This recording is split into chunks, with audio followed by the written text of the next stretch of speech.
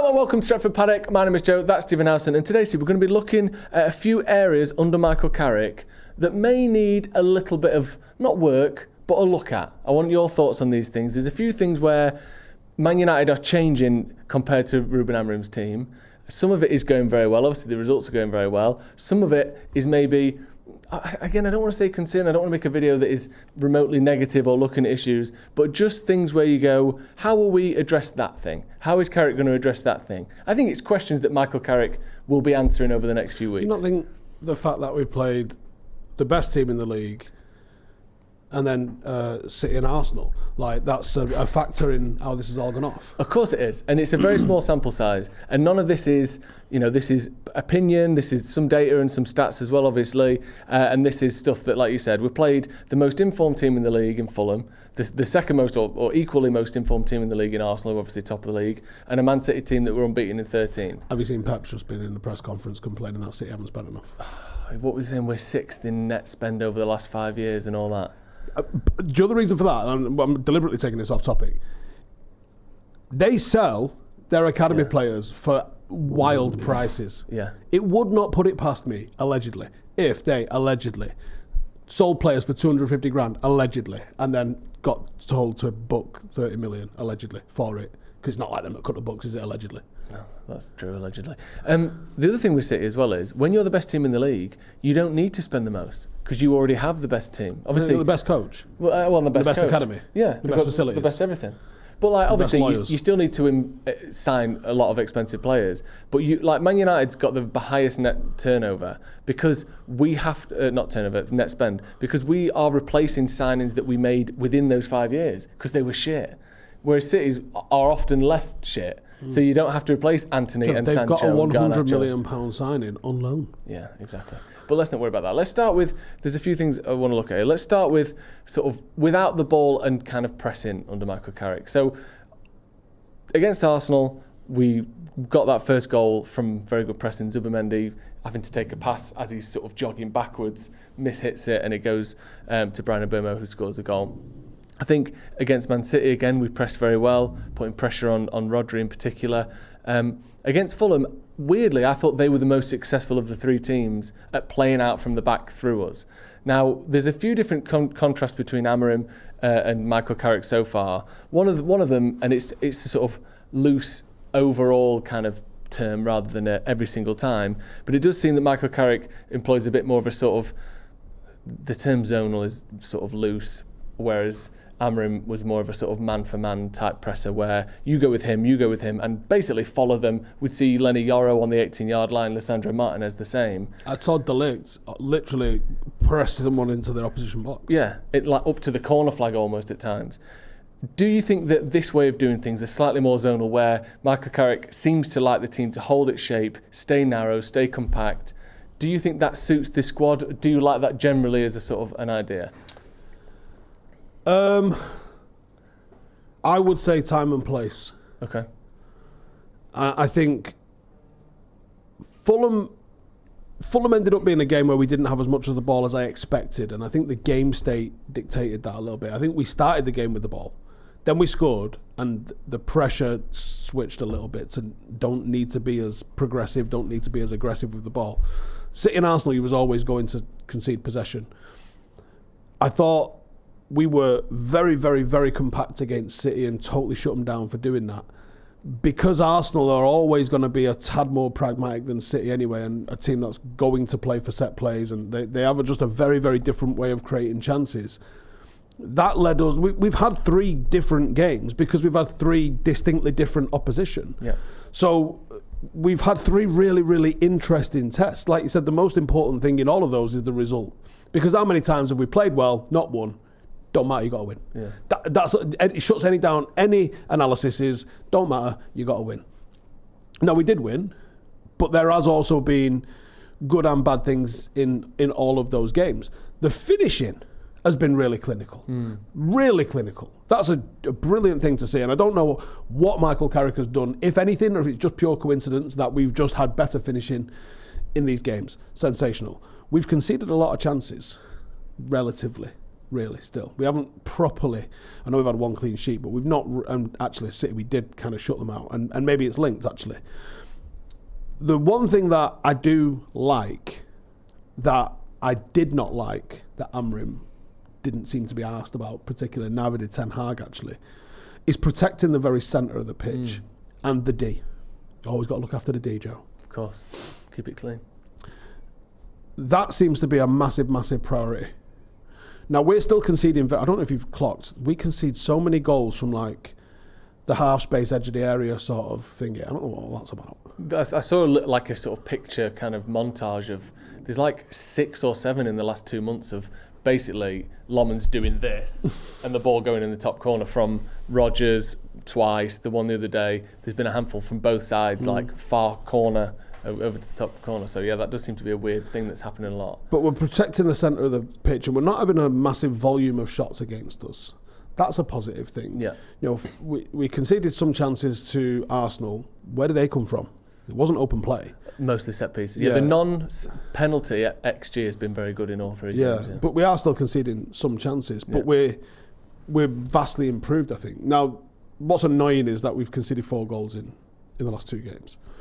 3, if you want to get technical, but in the last 2 we've conceded 4. Now we've done our business at the other end, so it's not mattered. Yeah. But the amount of goals that Manchester United have conceded this season is far too many for a team that, I can say this without any irony, wants to be challenging for a title, Joe. Because ultimately that's where we're trying to go, right? That's what we want to do. I think that... I did a video at the start of the season where we looked at Glasner versus Amorim. And the major difference... It's the same formation, right? So why is it different? The major difference is that Wharton, for the most part, and Lerner basically sit. The difference with us is, think about the personality of these 2 players as well. Casemiro and Bruno, they would kind of both press. Both try and win the ball back as high as possible when we lost it. Whereas Crystal Palace would generally tend to delay rather than try and attack. And I thought that was just the major, major difference. Now, obviously, Crystal Palace have completely imploded for various different reasons. So Glasner's no longer the beacon of 3-4-3. But the principle is protect the centre of the pitch. And if you look at the Arsenal game, the Fulham game, the City game, the centre of the pitch has been protected. Fulham, there was probably the biggest spaces that we've seen. Yeah. But it was still pretty much protected. They were still being forced to go into the wide areas to penetrate. The middle was still quite secure. In fact, I would argue that they didn't really play... I mean, considering you've got Jimenez, I don't know how you didn't look at Jimenez and go, play off Martinez. They didn't at all. They tried to play him off Maguire, and Maguire won all of that. But even in build-up, they didn't put him anywhere near those 2. And he kind of tried to operate in a weirder place. He just did not play against those 2. And ultimately, it helped us. On the pressing thing and the sort of man-for-man or, you know, people who aren't holding the zones and holding that space and covering the danger areas, one of the things that does is you end up with people like Casemiro and Bruno basically having to win very high-value duels in the middle of the pitch that if you don't, there is a 25-yard gap behind them that players and teams How many times do we see that? How many times do we see... I mean, Ten Hag in particular. From the West Ham goal in pre-season, how many times do we have to reference that where I think it was it Ugarte Mainu both pressed? Yeah. And then it was 4v3 on our back line. So you can see why someone like a Carlos Baleba could potentially have been so helpful for Amorim and why we wanted him so much in the summer, because he's someone that's incredible in those me versus you, shoulder to shoulder, the ball's bouncing, I'll come away with it. And if I don't, I can turn, grab you and get back in front of you before. But Casemiro, if he doesn't get that one right, there's no player in the league that loses a 40-metre sprint race with Casemiro over, across the middle of the pitch. So... Not now Mickey Quinn's retired. That's true. Do you think that this is a system that Carrick has chosen or an idea that Carrick has chosen because it suits the team? Or do you think it's one that he brought with him that happens to suit the team? And is one of those preferable to you in terms of a long-term future maybe under Carrick? I'm not actually sure. This isn't exactly the same as what we saw with him at Middlesbrough. Okay. But that doesn't necessarily mean it could have been a Steve Holland thing. rest defence and positioning without the ball, this does echo a lot of that Chelsea era that we saw with Steve Holland, and defensive positioning is his jam. It might be that, and we was joking the other day a little bit on, the run Ole Gunnar Solskjaer had. It was with Carrick. We do not know how to apportion. It wasn't 0% influence from Carrick, and it wouldn't have been 100% influence from Carrick. So you can argue about the exact percentage, but there's a level of influence from Carrick. Now, I also think there probably was a level of learning from Carrick in that. And perhaps that's why when Carrick has arrived, maybe he recognised he's a guy that can simplify the in-possession plan, but he needed someone that was a bit more of an off-the-ball expert. That might have been the reason why Steve Holland was hired. That might have been where he's... And if that's the case, what an absolute credit to Michael Carrick that is, where he's gone, I know my strengths and I know my weaknesses, and he just patches 67% of my weaknesses. It's weird, isn't it? Because do we know where Steve Holland came from? Like, because does he have a link to anyone that is either with him now at United or that was already at United? Carrick would have played from under England. Not a lot, obviously. But in terms of like a kind of relationship as coaches, he has sort of just come out of nowhere, really, hasn't he? So I wonder. I'd love to know whose idea that was. You're big, aren't you? Yeah, but it's mad that people know, don't they? Yeah, they do. Especially in those circles, they know who's good at what and who. Like everyone, he sees sort of come out of the woodwork, and he's worked with a lot of people over the last 10 years. Did Carrick work with Jose? He must have done, because he went straight from being a player to being a coach, didn't he? So he must have done, one way or the other. Yeah, he would have played under. He played under Jose at United, didn't he? Yeah, 100%. I'm sure he did. Yeah, he did. Yeah. Maybe imagine Jose put him onto him. Maybe. We used to work with this lad called Steve Holland. Yeah. And he used to do these sessions. Think about some of the relationships you have on a training ground. Rue Farrier would have been doing one. I'm sure a senior player like Michael Carrick would have spoken to Jose, especially if he was talking about his own coaching career. Those conversations can go on hours and hours and hours, and they're great conversations that you can have with someone like that. And who have you worked with that you liked? Oh, what this guy, what this guy. All right, okay. And, maybe he got name dropped. That'd be a great question for someone to ask Jose, wouldn't it? And in those circles as well. Or even ask Michael Carrick. Ask him in the presser. Text Carl Anker, tell him to get in the mix. I'll get him on it. Because in those circles, they, like you said, they'll be at the bar after the conference, they'll be at this thing. You hear, things get picked up. He's great, honestly. This guy is so, and weirdly, since he's come in, there's so many people that have come out and said what a great reputation he has, Steve Holland. I wonder, he seems to be he did a Coach's Voice masterclass, didn't he? Yeah. What if Michael Carrick watched all the Coach's Voice masterclasses as he was trying to do his own thing? Yeah. Like I do as a coach. Yeah. Because you want to know and you want to learn, and he might have gone, well, that were good. And also he might have thought, as Middlesbrough coach, I probably can't get him because he's doing England, Chelsea, top level stuff. As United coach I can, especially now he's out of a job with England. Maybe he's known him and had his eye on him for 5 years, but I'm not getting him to the Championship. So maybe their paths crossed on a course. Yeah. Yeah. You never know. He might have done a session with him in England, because I know Carrick didn't get anywhere near the caps that he should have had, but he played for England post 2013, didn't he? Yeah, he must have done. I think, yeah, he did. Or at least been in a squad. Yeah, he did. So he must have done a session with him. Yeah. So he might have just gone, fucking hell, they were good. Yeah. And then he just happened to see he's out of work. But yeah, I think if any of these journalists worth their salt, and we know a few of them, yeah, one of them should be like, where did the idea for Steve Holland come? Yeah, I think that's really interesting. Just in terms of looking ahead, obviously we don't know whether it's the tail wagging the dog or vice versa in terms of this style of out of possession play. If we were to sign a Belaber and let's say Belaber and Anderson, for instance, would you like to see not all guns blazing like it was under Amorim necessarily, but something that is a bit more front foot, using the strengths of those players in the duels to try and win the ball back higher up? No. You like it as it is? Yeah, I think being hard to beat. I mean, how many times did we sit here, Joe, moaning about how fucking easy it was to go from the edge of their box to the edge of ours? Yeah. And I think being hard to beat, the first D of defending is delay. That's it. You might as well throw yourself on the floor if you miss. Yeah. You're not in the way. One of the reasons why Van Dijk never gets dribbled past, he runs out of the fucking way. He doesn't engage. You don't see him go and smash somebody like Vidic ever. he just stays in the way, and that allows everybody else to return.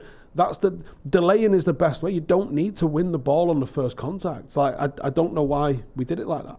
Yeah. It was mad frustrating, especially when you're doing it with, like you said, with Casemiro. He ain't turning. No. If he misses, it's over. That's why you'd see him do that preemptory sort of slide tackle block thing that he used to do so much. Because even in the 10-yard sprint... Even that was 50-50. Yeah, exactly. Even in the 10-yard sprint between him and the midfielder to get to the ball in the first place, he's already lost 2 yards. So from that, you can't even get a straight tackle in. So he'd have to do this weird long slide tackle to try and block 2 yards of space. And when he got it wrong... Some of the Crystal Palace one where, is it Elise just skips past him and puts in the top corner? Like, you want to limit how often that can happen. You just stay in the way and slow them down. Yeah. Everybody else can recover. Yeah. You've got to delay. Delay is the most important thing. It's the most important thing. There's a couple of defensive principles, and one of them is another one of these that we're kind of seeing. +1. Yeah. If you've got one more defender than they've got attackers, so if they've got 2, you've got 3. If they've got 3, you've got 4. Someone can be aggressive, and you've still got enough people to cover all bases. If you're +1 and you can delay, how do you get beat? Some level of genius. Yeah. It has to be something extraordinary, doesn't it? Don't take yourself out of the game. Yeah. Don't try and go 1v1. I mean, we saw Rio and Vidic go 1v1 on the halfway line. Guess what? They were dead good. Yeah. Like, we ain't got anybody that even close to that level at the moment. So we need help. Yeah. One other thing that I think the next thing to look at that was most evident against Fulham, I think, and maybe that's because the first time Cunha started a game, maybe it's because Dorgu was the first time he wasn't playing. There was a lopsidedness to how we played. I think we've got the sort of the heat map there. You can see Cunha in the middle, that number 10. He's playing as a central player there, and he's our left winger. Luke Shaw basically has that whole left-hand side to himself in terms of what to marshal, what to attack into. And I think it isn't a surprise that a lot of our stuff came down the right-hand side. Is that just that's how he plays Cunha thing? Do you think that's instructed? And do you think it's something that needs sort of addressing or fixing, whether that be him being told to stay out wide or maybe a more athletic left-back that can do more? What do we do about that? I thought in certain games Dorgu at left-back is the option for those reasons. I don't necessarily think it's a negative. When you're playing 5 across the front line, because that's what you do. You fill each of the 5 zones of the pitch. Wing, half space, centre, half space, wing. When you fill in all those zones, and we know that's the build-up that we're trying to do, the 3-2-5 shape, ironically, the exact same shape that Ruben Amorim couldn't make it work in, but different roles and responsibilities. When you're doing that, that left channel can be occupied by a winger, or your left winger, or your left back. Yeah. Usually it. The half space is in the middle, more than likely going to see one of your midfielders move up, or it'll be the left winger moves in, and then the wing back moves up to give you that extra. Luke Shaw was pretty hemmed in, and in fact, it looked like it was instructions from both fullbacks to. You didn't really see either of them. Delo got there a few times, but you didn't really see either of them getting too giddy. Again, I think because we're prioritising being harder to beat rather than just being all-out attack at all times. I don't necessarily mind it. That you can make a case for doing it if one of your midfielders moves up into your deep line midfielders moves up into that final third. You can invert one of the fullbacks and get them as one of the 2. There's many different ways to carve that up to get the same shape. But it looked like both Delo and Luke Shaw were not really too keen on getting forward. And for that, you don't need Cunha to stay on the touchline. Go be effective. Like I saw quite a lot of people disagree with me, but in terms of they thought Cunha had a heavy touch. I love him, I think, he's not quite got a Ronaldinho first touch. Yeah. I think he's mad effective. I think he's working hard for the team. And it was at one point in the second half, Cunha's gone to block a cross near our byline. He's missed it, but he's gone to block a cross. They've crossed the ball, and Ahmad has collected it on the other side, and it's still inside our box. Yeah, that's both of our wingers working back, and I love that for the pair of them. Yeah, you were getting that with Dorgu. You don't lose that work rate when you get Cunha. What you do get with Cunha, because he's going to come in on his right foot, is he's going to drift to find the gaps. Whereas with Dorgu, because he's left-footed predominantly, he's going to stay to the touchline. I don't know, maybe you can try Ahmad over on that side. If you want to keep that width out there. Do you think, like Luke Shaw, whether, like you said, it probably maybe was or could have been instruction against Fulham. Do you think that is going to be a limitation of him playing there? Because I think he started every single game so far this season. I don't think he's got it in him to be a real marauding up and down for 90 minutes every game type player, do you? No, I don't. Not 2 games a week either. No.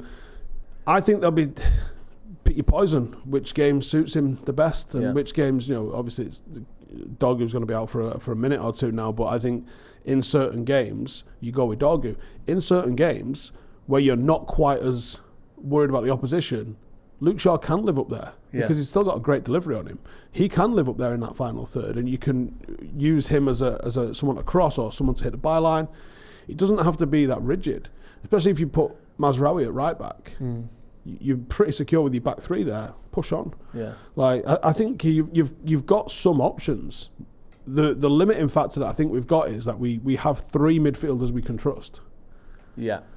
Yeah. And they're out from the start every game now. Or, and who's the backups? You're looking at Ugarte and Mount.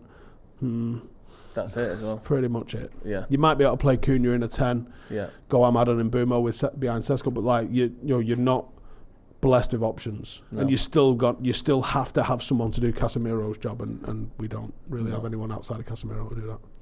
The final thing is sort of a thing that Amrim spoke about that we've all spoken about for years really, is this level of like control of games. Whether that be, I think we controlled the game against Man City with less possession. I think we controlled the game against Fulham not as well as we did against City, even though the possession was actually slightly better. United controlling games does seem to be a problem that we have, because so often this season in particular, we've had leads and lost leads and then either fought back and got a draw like against Tottenham, got a win like against Fulham or Arsenal. But this thing of dropping leads, to me, implies a loss of control of the game at times. There's a data here from Opta, which is the zones of control, which is basically all these boxes are in and around the pitch. And as you mentioned, the 5 zones across the pitch, and then within that is whether a team had 55% or more of the touches in that zone. Obviously, United controlled our own basically penalty spot, which makes sense. Across that central area, we did okay. But as we mentioned, our left-hand side there is completely controlled by Fulham in terms of who had more of the ball. The edge of our box and the edge of their own box is controlled by Fulham. What do we need to do to tick that into our favour? I know that's a relatively arbitrary graphic, but just this idea of getting more control in games, how would you like to see us do that? Game state matters. Okay. Like we said, we took the lead against Fulham, and I don't necessarily think we stopped playing, but they stepped it up and they finished the half quite strong, first half. Then we get the second, and it was probably from the only real sort of consistent patient build-up that we had. And we had a couple of bites at it, I think, before we ended up putting the ball in for Cunha to score. And after that, Fulham gambled. And they pushed and it for the last 10 minutes or so of normal time. They really stuck it on us because we sat deep, and we spoke about that on Sunday or Monday. But game state matters. So you're looking at the result of, look how much possession they had. Yeah, but we were winning 2-0 or winning the game for the majority of the game. Yeah. So the pressure isn't on us. Now, at some point, you can say, well, take the ball and don't worry about giving it them and defend that way. It's easier said than done. When opponents have gambled and they're pushing, they're taking risks to do what they're doing, sometimes they are going to get the upper hand. And Fulham are not bad. I mean, if you look at the number of passes that both Iwobi and Berg played, I think they were both 70s, 80s themselves, which is like twice what any of our midfield had. They got on the ball. They got on the ball a lot, and they moved it nice. And they're a good team. I thought penalty's a penalty. I've got no issue with that whatsoever. The second one was just a joke. Yeah. Because of the throw-ins. So, it's kind of like, United threw away, they allowed this lead to think. We're still the team that sacked our manager this month. Yeah. We're still the team that finished 15th last year. We're looking better, but you're not going to fix everything immediately. There's still going to be mental fragilities. I thought we sat far too deep, and that felt completely. A little bit of confidence rather than anything else. You know, that belief is, maybe it's getting there, but it's still built on shaky ground. Like, you haven't got, if we ever get to 10 games on the bounce, we could go 2-0 down. I don't think the lads will be asked. No. Like, and what? But we're not there yet. So it's going to take a little bit of time for you to truly believe. I mean, you know, people talk about this Arsenal team bottling it, and I genuinely hope with my entire heart that they do. But they've not got the belief yet, because they've come second so many times. And, you know, you think over the last how many years, they've won so many more football games than we have. But they're still not quite in the confident level of stage where they can see games out against people like us, even. Yeah. So, like, it takes a long time to sort of to win things, to know what you're capable of, to be able to walk out onto any pitch on any day, knowing that you can take care of business. We're just not there yet.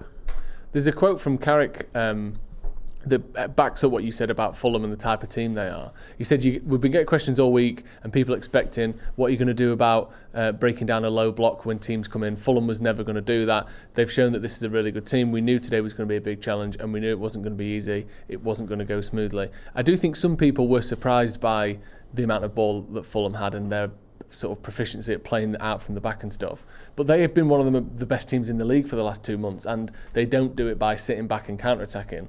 When will we see a team where, because I don't think Tottenham really do that either, or they have sort of, I don't know what Tottenham do at the moment. I don't think they do either. No. Like West Ham, they do that a little bit more, maybe. But West Ham away is not necessarily the West Ham that travels. Yeah. West Ham that travels is more likely to sit on the counter and give us the ball. West Ham at home, maybe not. But these that now are 2 games. I mean, Fulham was a game that we absolutely expected to win, and we did. Yeah. It was always going to be trickier than a lot of people were giving it credit for. I think the next 2 games on paper are way more winnable, straightforward than Fulham was. Doesn't mean they're easy. No. Spurs, because they're so inconsistent, could give you anything. And we haven't beat them in 3.5 years. West Ham, unless there's any more injuries, West Ham should be a relatively straightforward win for us, even with it being away, because I don't think they're that good. But you can still lose to anyone in the Premier League. But, you know, percentage-wise, these 2 are winnable games. Yeah. Right. Thank you very much, everyone, for joining us. Get your thoughts in as well. What are the other things? And these aren't problems that Carrick needs to fix necessarily. These are just the things that, you know, if you want to really control games from start to finish, how do we sort of maximise on these areas across the pitch? And so far, like we said, we are handling them very well. And do you know what? Like, 3 games in, it don't matter. Like, no, that's a good point. Let's get to the end of the season. Even if he wins every game and still doesn't impress Roy Keane, even next season, I don't actually give a fuck if we've got more possession or not. I don't. No. Doesn't matter. As long as we're winning games, that's all that matters. Right, thank you, Steve. Thank you for joining us at home. We'll see you in a bit.